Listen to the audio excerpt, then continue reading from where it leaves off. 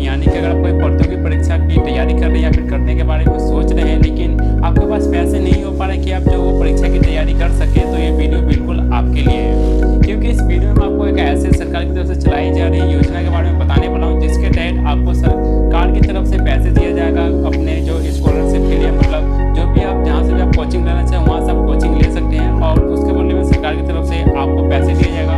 और यही नहीं, आपको जो खाने पीने या फिर जो रहने के लिए भी 4,000 रुपया अलग से दिया जाएगा। एग्जाम जो आपका ट्यूशन फीस होगा उसके अलावा भी आपको 4,000 रुपये दिया जाएगा। तो पूरी जानकारी के लिए आपको इस वीडियो को पूरा देखना है कि आखिर जो ये स्कीम क्या है और कौन इसमें अप्लाई कर सकते हैं और आप कैसे अप्लाई कर सकते हैं, ये सभी जानकारी मैं आपको इस वीडियो में देने वाला हूँ। तो चलिए मोबाइल की स्क्रीन पर आ जाते हैं। तो इसके लिए सबसे पहले आपको इस वेबसाइट पे आ जाना है। ये वेबसाइट का लिंक मैं आपको नीचे वीडियो के डिस्क्रिप्शन में दे दूँगा। जब आप उस पर क्लिक करेंगे तो आप इस वेबसाइट पे आ जाएंगे। ये सोशल जस्टिस की वेबसाइट है। तो यहीं पे जो भी योजना है उसके बारे में हमें जानकारी मिलने वाली है। तो सबसे पहले जो आप यहाँ पे देख सकते हैं जो न्यूज़ या फिर इवेंट चल रहा है, तो ये सेक्शन में आप हल्का सा ऊपर करेंगे और ऊपर करने के बाद आपको जो यहाँ पे एक एडवर्टाइजमेंट देखने को मिल जाएगा। जैसे कि आप देख सकते हैं, advertisement for inviting application for 2022-23 under fee coaching scheme for SC and OBC student.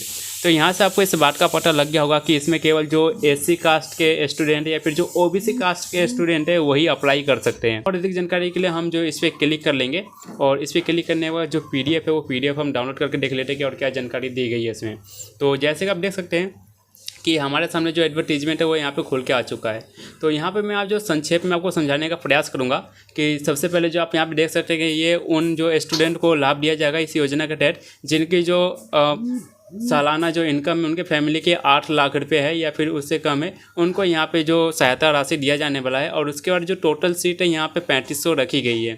Then उसके बाद जो यहाँ पे आवेदन की प्रक्रिया है वो ऑफलाइन होगी या फिर ऑनलाइन होगी। तो मैं यहाँ पे को क्लियर कर दूँ कि जो आवेदन है वो ऑनलाइन ही होने वाला है, हम ऑनलाइन करेंगे और मैं आपको अभी बताऊँगा भी इस वीडियो में कि आपको कैसे कर सकते हैं।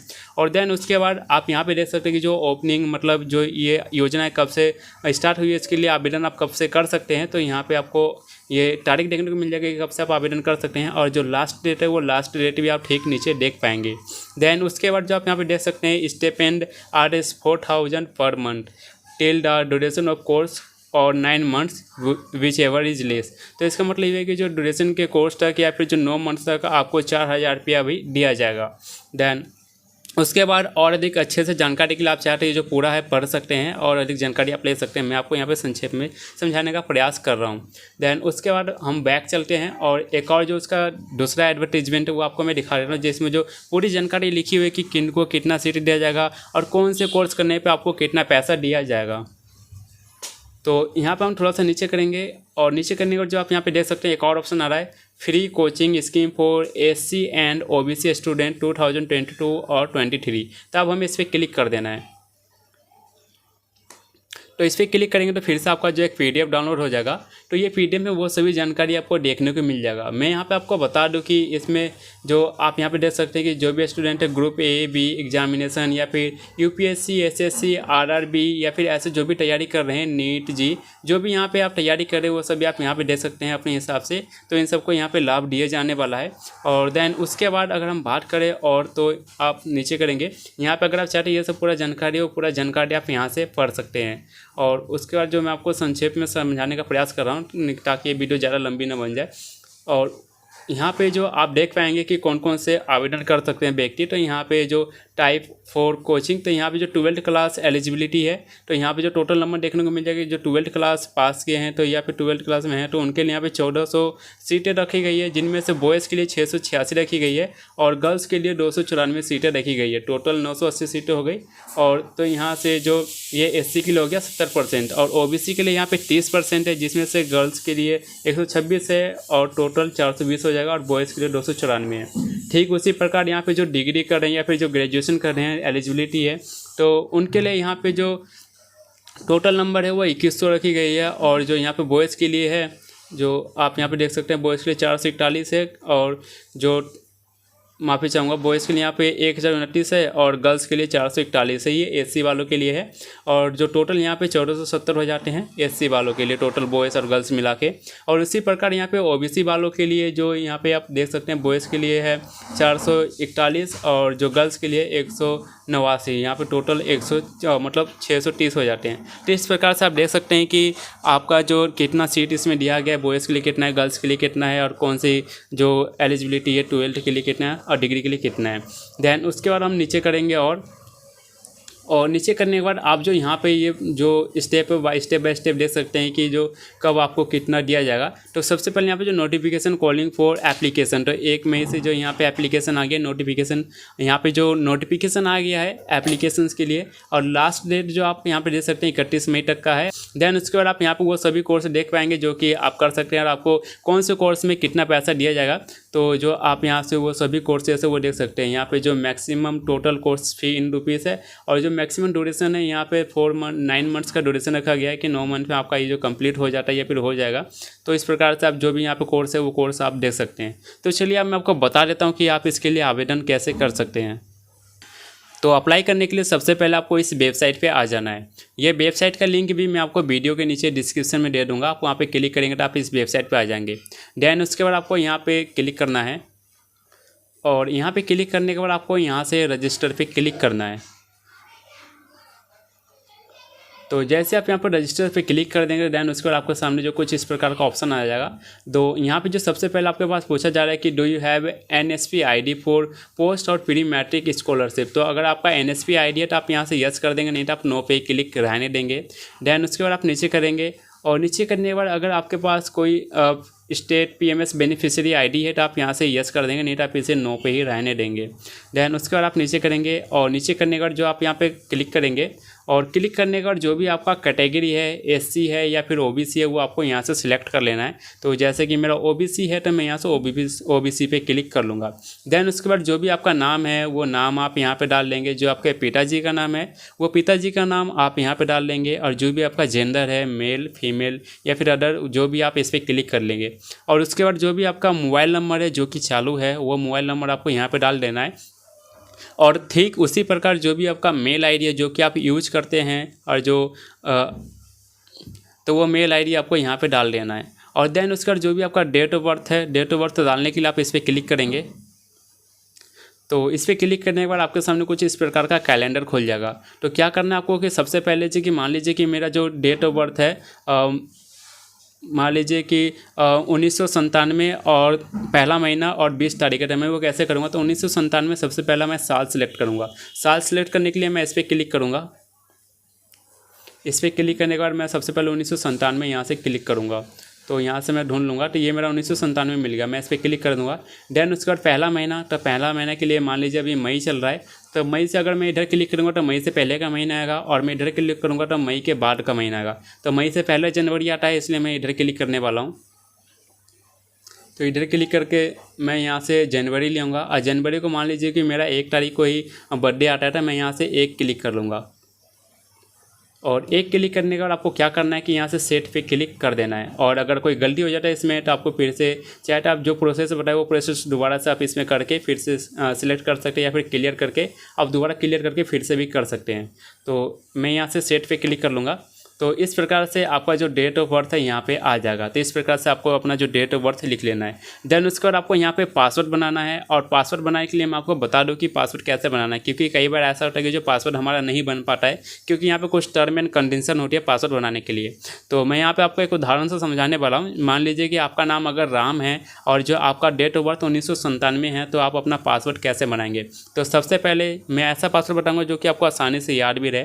तो मैं अपना अगर पासवर्ड बनाना होगा तो मैं ऐसे बनाऊँगा, मैं R कैपिटल लिखूँगा, फिर A और M छोटा लिख लूँगा राम, और फिर मेरा 1997 मेरा डेट ऑफ बर्थ है तो मैं 1997 ये लिख लूँगा 1997। देन उसके बाद मैं यहाँ पे एक स्पेसिफिक कैरेक्टर लगाऊंगा जैसे कि @ या पॉइंट, इनमें से कोई एक लगाऊंगा या फिर मैं ये तीनों का यूज कर सकता हूँ या फिर ये दोनों का यूज कर सकता हूँ। जो भी आपका मन करे वो आपको यूज करके एक पासवर्ड बना लेना है। ऐसा पासवर्ड बनाना है कि जिसमें आपका जो कुछ कैपिटल वर्ड भी आ जाए, कुछ स्मॉल वर्ड भी आ जाए, कुछ अंक भी आ जाए और साथ में कुछ स्पेशल कैरेक्टर भी आ जाए। तो ऐसा आपको पासवर्ड बनाना है और मोस्टली ऐसा ही पासवर्ड मांगा जाता है हर जगह। तो इस प्रकार से आपको पासवर्ड बना लेना है। देन उसके बाद जो भी आप पासवर्ड बनाए वो पासवर्ड फिर से आपको यहाँ पे डाल देना है। और उसके बाद जो भी आपका स्टेट है जहाँ से आपने 10वीं की परीक्षा दिए थे तो वो आपको इस पर क्लिक करना है। और इस पर क्लिक करने के बाद जो भी आपका स्टेट है वो स्टेट आप यहाँ से सिलेक्ट कर लेंगे। और उसके बाद आप नीचे करेंगे और नीचे करने के बाद जो भी आपका 10th क्लास का बोर्ड सर्टिफिकेट नंबर है वो सर्टिफिकेट नंबर आप यहाँ पे डाल देंगे। और इसी प्रकार से जिस साल भी आपने जो 10th का बोर्ड है वो पास किए थे वो ईयर आप यहाँ पे लिख देंगे। देन उसके बाद आप नीचे करेंगे और नीचे करने के बाद जो भी आपको यहाँ पे कैप्चा दिखाई दे रहा है जो स्मॉल लेटर में वो स्मॉल लेटर में और जो कैपिटल लेटर में वो कैपिटल लेटर में वो सेम आपको यहाँ पे भर देना है। और अगर आपको कोई कैप्चा समझ में नहीं आता है तो आपको यहाँ पे रिफ्रेश का बटन दिख जाएगा, आप इस पर क्लिक करेंगे तो यहाँ पे दूसरा कैप्चा आ जाएगा, फिर आप वो कैप्चा यहाँ पे डाल सकते हैं। देन उसके बाद आपको जो लास्ट में रजिस्टर पे क्लिक कर देना है। तो जैसे कि आप देख सकते हैं कि मैंने जानकारी डालने के बाद यहाँ से रजिस्टर पे क्लिक कर दिया था। देन उसके बाद जो आपके सामने भी कुछ इस प्रकार का लिखा हुआ आ जाएगा, you have been registered successfully, your email will be used as your user ID for login and sign in for filling of application। तो यहाँ पे यह बताया जा रहा है कि जो आपका रजिस्ट्रेशन है वो सक्सेसफुली रूप से हो चुका है और आपने जो भी मेल आईडी डाले थे वो मेल आईडी आपका यूजर नेम के रूप में उपयोग किया जाएगा और जो भी आपका पासवर्ड आपने बनाया था पासवर्ड वही रहेगा। और आपको अब साइन इन करना है, फिर आपको जो फॉर्म है एप्लीकेशन उसे फिल करना है। तो चलिए अब हम आगे का प्रोसेस करते हैं। तो आगे का प्रोसेस करने के लिए आपको जो फिर से यहाँ पे 3 डॉट पे क्लिक कर देना है और इस पर क्लिक करने के बाद आपको यहाँ से लॉगिन पे क्लिक कर लेना है। और लॉगिन पे क्लिक करने के बाद आपके सामने जो कुछ इस प्रकार का खोल के आ जाएगा। तो सबसे पहले जो भी आपका मेल आईडी है वो मेल आईडी आप यहाँ पे डाल लेंगे और जो भी आपका पासवर्ड है वो पासवर्ड आप यहाँ पे डाल लेंगे। देन उसके बाद जो भी कैप्चा है वो कैप्चा आप सेम यहाँ पे डाल लेंगे। देन उसके बाद आप साइन इन पे क्लिक कर लेंगे। इस पर आपको क्लिक नहीं करना है, आपको इस पर क्लिक करना है, इस बात का आपको ध्यान रखना है। और दोस्तों जैसे कि आप देख सकते हैं कि जो मेरा यहाँ पे कैप्चा गलत हो गया है, मैं इसलिए दिखा रहा हूँ ताकि आपको भी पता लग जाए कि अगर आपका लॉगिन नहीं हो रहा तो यहाँ पे आपको जो कुछ इस प्रकार का लिखा हुआ जाएगा, please enter correct captcha value. तो इसका मतलब ये है कि कैप्चा आपका भी गलत हो रहा है, तो इस बात का आपको भी ध्यान रखना है। और उसके बाद जब आप लॉगिन कर लेंगे तो जो आपके सामने कुछ इस प्रकार का लिखा हुआ आ जाता है। तो सबसे पहले आपको जो यहाँ पे 3 नोटिफिकेशन देखने को मिल जाएगा। सबसे पहला है please read form filling instruction before filling form. तो सबसे पहले ये लिखा हुआ है कि जो भी आप फॉर्म में भर रहे हैं उससे पहले जो इंस्ट्रक्शन है वो आपको पढ़ लेना है, जो कि मैंने आपको पहले बताया था पढ़ने के लिए, वही इसमें बताया गया है। देन उसके बाद please do not use any special character in any field like और जो ये लिखा हुआ है इन सब का यूज नहीं करना है। जो अभी आप फॉर्म बनेंगे तो उसमें इन सब का यूज नहीं करना है। देन उसके बाद please do not copy paste anything. और कई बार ऐसा होता है कि जो हम कहीं से जैसे बैंक अकाउंट डिटेल या फिर नाम कहीं से हम कॉपी करते हैं फिर यहाँ पे हम पेस्ट कर देते हैं आसानी के लिए, तो वो आपको नहीं करना है, यहाँ पे आपको टाइप करके लिखना है। देन उसके बाद जो भी आपका नाम है, जिस नाम से भी आपने बनाया है वो नाम आपको यहाँ पे भी देखने को मिल जाएगा। और अगर आप प्रोफाइल पे क्लिक करते हैं तो जो भी आपने जानकारी भरे थे वो सभी जानकारी यहाँ पे देखने को मिल जाएगा। देन उसके बाद हमें क्या करना है कि जो एप्लीकेशन फॉर्म आपको यहाँ पे देखने को मिल रहा है आपको इस पर क्लिक कर देना है। इस पर क्लिक करने के बाद आपके सामने जो कुछ इस प्रकार का ऑप्शंस है वो खुल के आ जाता है। सबसे पहले आपको यहाँ पे जो आपके पर्सनल डिटेल्स है, पर्सनल इन्फॉर्मेशन है, वो सभी आपको देखने को मिल जाएगा। यहाँ पे जो भी आपका नाम है नाम, और यहाँ पे जो आपके गार्जियन या फिर जो पिताजी का नाम है वो आपको यहाँ पे लिख लेना है, ये मैंडेटरी है। देन उसके बाद जो भी आपका डेट ऑफ बर्थ है वो यहाँ पर आपको देखने को मिल जाएगा। जो आपका ईमेल ID है वो आपको यहाँ पर देखने को मिल जाएगा। इसी प्रकार से जो आपका जेंडर है और जो मोबाइल नंबर ये सभी आपको यहाँ पर देखने को मिल जाएगा। यहाँ पर आपको एक चीज़ और क्या करना है कि जो यहाँ पे आप देख सकते हैं लिखा रहा है आर यू 18+। तो अगर आप 18 साल से ज़्यादा उम्र के हैं तो आपको यहाँ पे यस कर देना है, और अगर आप 18 साल से कम उम्र के हैं तो आपको यहाँ से नो कर देना है। देन उसके बाद जो भी आपका आधार कार्ड नंबर है वो आधार कार्ड नंबर आपको यहाँ पे लिख देना है। आधार कार्ड नंबर डालने के बाद नीचे do you belong to minority category. तो अगर आप जो माइनॉरिटी कैटेगरी से बिलोंग करते हैं तो आपको यहाँ से यस कर देना है, नहीं तो आपको नो पे क्लिक रहने देना है।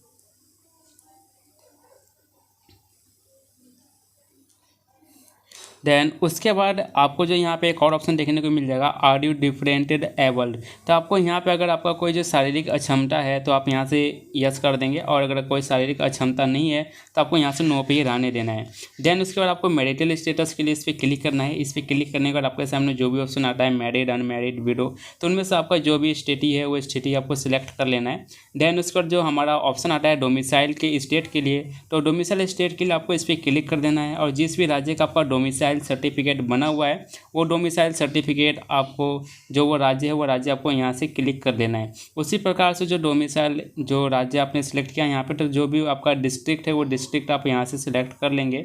देन उसके बाद जो भी आपका करेंट एड्रेस है, मतलब जहाँ पे अभी आप रह रहे हैं वो एड्रेस आप यहाँ पे डाल देंगे। और देन उसके बाद जो एड्रेस में अगर कुछ अंक बच रहा था वो आप जो यहाँ पे डाल सकते हैं। देन उसके बाद यहाँ पे जो आपका जो भी स्टेट है जहाँ पे भी आप रह रहे हैं वो स्टेट आप यहाँ पे क्लिक करके सिलेक्ट कर लेंगे। और जो डिस्ट्रिक्ट है आप यहाँ से सिलेक्ट कर लेंगे। और जो भी आपका पिन कोड है वो पिन कोड आप यहाँ पे लिख देंगे।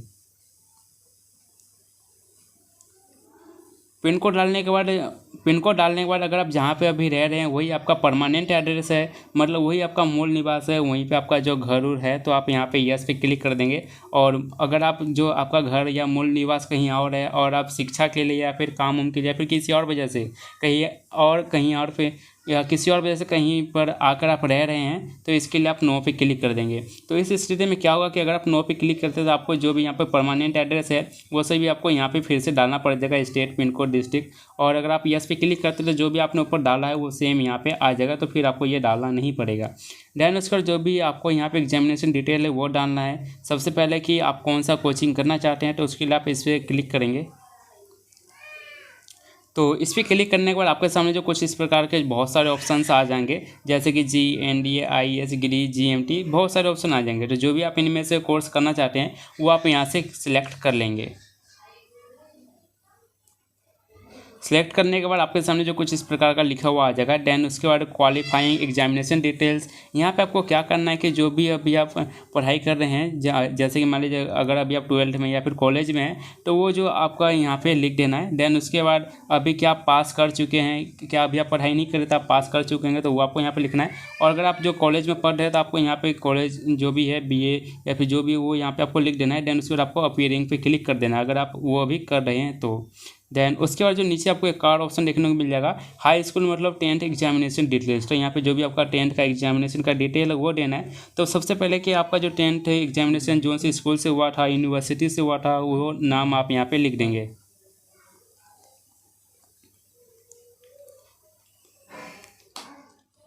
और नाम लिखने के बाद जिस राज्य से आपने किया था वो स्टेट आप यहाँ से सिलेक्ट कर लेंगे। देन उसके बाद जो भी डिस्ट्रिक्ट है वो डिस्ट्रिक्ट आप यहाँ पे क्लिक करके सिलेक्ट कर लेंगे।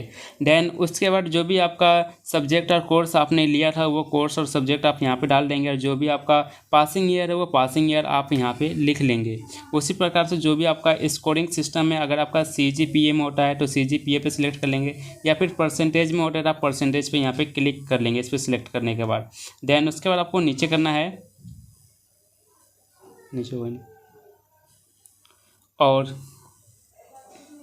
नीचे करने के बाद आपके सामने जो भी सब्जेक्ट है वो सभी सब्जेक्ट आपको यहाँ पे डाल देने हैं। सबसे पहले जो भी आपका first subject, second subject, third, fourth, जितने भी आपके सब्जेक्ट है वो सभी सब्जेक्ट आपको यहाँ पे लिख देना है। देन उसके बाद उसमें टोटल मार्क्स कितने हैं वो टोटल मार्क्स आपको यहाँ पे लिख देना है। और आपने जितने भी अंक उसमें प्राप्त किए हैं वो अंक आपको यहाँ पे लिख देना है। और उसका जो भी परसेंटेज होता है वो परसेंटेज आपको कैलकुलेट करके यहाँ पे लिख देना है। और उसके और जो अगला आपको देखने को मिल जाएगा कि क्या आपने इससे पहले भी कभी जो फ्री कोचिंग स्कीम है उसका लाभ लिए है कहीं और से या फिर इसी के द्वारा। तो अगर आपने लिए तो आप यहाँ से यस पे क्लिक कर देंगे, नहीं तो आप नो पे क्लिक कर देंगे। देन उसके बाद अगर किसी और ने सिमिलिंग में लिया तो आप यहाँ से चाहे तो उसे बता सकते हैं कि कितनी बार लिया या फिर नहीं लिया, नहीं तो आप इसे खाली भी छोड़ सकते हैं। देन उसके बाद यहाँ पे जो आपका अकाउंट डिटेल मांगा जाता है, तो अकाउंट डिटेल के लिए जो भी आपका नेम है, अकाउंट होल्डर का जो भी नाम है, जो भी आप अकाउंट डिटेल देंगे तो उनका नाम आप यहाँ पे डाल देंगे।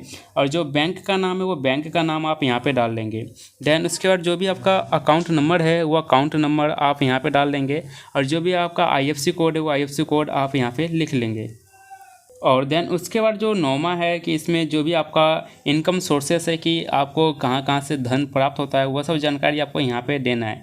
तो सबसे पहले आपका क्या है कि आपके पिताजी के बारे में पूछा जा रहा है कि जो आपके पिताजी का नाम क्या है, देन उसके बाद उनकी एज क्या है और वो अभी क्या कर रहे थे। यहाँ पे आपको 4 ऑप्शन देखने को मिल जाएगा, salary, self employed, casual, other, not employed. तो जो भी आपके पिताजी अभी कर रहे हैं वो आपको यहाँ से सिलेक्ट कर लेना है। देन उसके बाद जो इनकम है उनकी ईयरली की, मतलब वो साल में कितना अर्न कर लेते हैं तो वो आपको यहाँ पे लिख देना है। और यहाँ पे जो अगर वो ITR फिल करें तो आपको यहाँ पे फील्ड पे क्लिक कर देना है। और अगर वो फील्ड नहीं करें तो आपको नोट फील्ड पे ही रहने देना है। और इसी प्रकार से जो भी आपके माताजी करते हैं उसके लिए आप यहाँ पे उनका नाम लिख देंगे, उनका एज लिख देंगे, और इसी प्रकार से जो भी वो करते हैं तो आप यहाँ से सिलेक्ट कर लेंगे। और इस प्रकार से सपोज अगर आपकी शादी हो गई तो आपके जो पति या फिर पत्नी है तो उनके बारे में आप यहाँ पे लिख देंगे, और सेल्फ की आप खुद से क्या करें तो वो भी आप यहाँ पे डिटेल भर देंगे, ठीक इसी प्रकार से। और अगर और भी कुछ आप ऐड करना चाहते हैं या फिर सोर्स बताना चाहते हैं इनकम के, तो इसके लिए आप ऐड मोड पे क्लिक करके और भी जानकारी दे सकते हैं।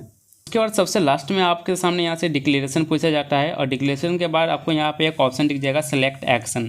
तो यहाँ पे आपको दो ऑप्शन मिलते हैं। सबसे पहला yes I declared all that points are correct, तो अगर सभी पॉइंट जो आपने भरे हैं वो सभी करेक्ट है तो आपको यस पे क्लिक कर देना है।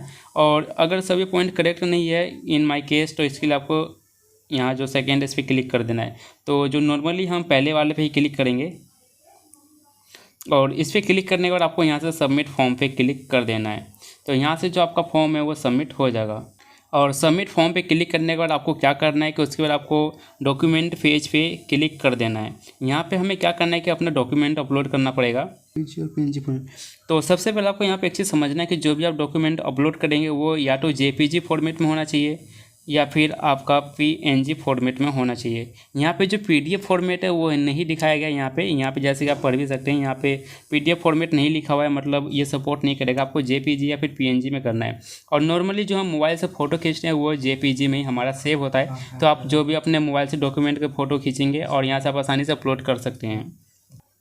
और सबसे पहले आपको क्या करना है कि जो आपका कास्ट सर्टिफिकेट है तो सबसे पहले आपको अपना कास्ट सर्टिफिकेट यहाँ पे क्लिक करके अपलोड कर लेना है। और उसके बाद जो आपका 10th का मार्कशीट है उसे अपलोड कर लेना है। देन उसके बाद जो आपका 12th का मार्कशीट है अगर आपने कंप्लीट किया है तो वो आपको यहाँ से अपडेट कर देना है, अपलोड कर देना है। देन उसके बाद जो आपका इनकम सर्टिफिकेट है वो इनकम सर्टिफिकेट आपको यहाँ से जो अपलोड कर देना है। और इसी प्रकार से जो भी आपका फ़ोटो है वो फ़ोटो आपको यहाँ से अपलोड कर देना है अपना।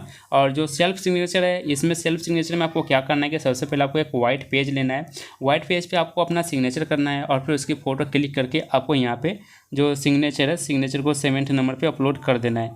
इसी प्रकार से जो आपका परमानेंट एड्रेस का प्रूफ है वो एड्रेस प्रूफ आपको यहाँ पे अपलोड कर देना है। अगर आपने जो परमानेंट एड्रेस और जो करंट एड्रेस आपका अलग अलग है तो। देन उसके बाद जो आपका करंट एड्रेस प्रूफ है वो करंट एड्रेस प्रूफ भी आपको फिर यहाँ पे अपलोड करना पड़ेगा। देन उसके बाद जो आपका डिसेबिलिटी सर्टिफिकेट इफ़ रिक्वायर्ड, मतलब अगर आपका कोई डिसेबिलिटी के लिए अगर आपने वहाँ पे यस किया था तो यहाँ पे आपको डिसेबिलिटी सर्टिफिकेट भी अपलोड करना है। और अगर आपने नो किया तो आपको यहाँ पे जो डिसेबिलिटी सर्टिफिकेट है वो अपलोड नहीं करना है। फिर उसके बाद आप जिस भी राज्य से फॉर्म भर रहे हैं वो प्लेस का नाम आप यहाँ पे डाल देंगे। जैसे कि मैं दिल्ली से भर रहा था यहाँ पे दिल्ली लिख दूंगा। देन उसके बाद आपको क्या करना है कि सबमिट फॉर्म पे क्लिक कर देना है। तो जैसे आप सबमिट फॉर्म पे क्लिक करते थे यहाँ पे आपके सामने लिखा हुआ आ जाएगा you have uploaded all the documents. तो इसका मतलब ये है कि आपका जो यहाँ से सभी डॉक्यूमेंट अपलोड हो चुका है। देन उसके बाद आपको क्या करना है जो कि बहुत सारे लोग नहीं करते हैं, तो जिनकी वजह से उनको आगे दिक्कत आ जाता है या फिर वो लॉगिन नहीं कर पाते हैं। तो आपको इन सब गलतियों से बचना है। यहाँ पे आपको जो एक लॉगआउट का बटन दिख जाएगा, तो सभी काम करने के बाद आपको यहाँ से इसे लॉगआउट जरूर कर देना है ताकि आगे आपको आसानी हो, कोई दिक्कत का सामना ना करना पड़े। तो इस प्रकार से आप अपना जो इस स्कीम के तहत आवेदन कर सकते हैं। मैं आशा करता हूँ कि आपको जानकारी समझ में आया होगा। अगर कोई डाउट है तो आप मुझे नीचे कमेंट्स बॉक्स में लिखकर बता सकते हैं।